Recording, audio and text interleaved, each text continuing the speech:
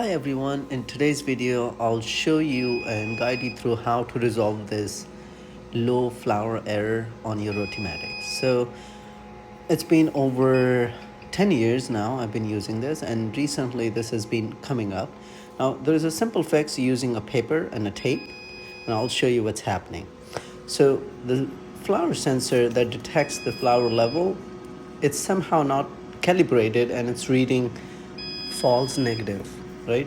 So what you have to do is put this tape on the sensor, and now even if the flour is low, it will still run. So now you have to make sure that flour is always full, or there's some flour there. And now there you go. That's a simple fix, or you can pay hundreds of dollars to get it calibrated and get the serviceman fix it. Thank you. Thanks for watching.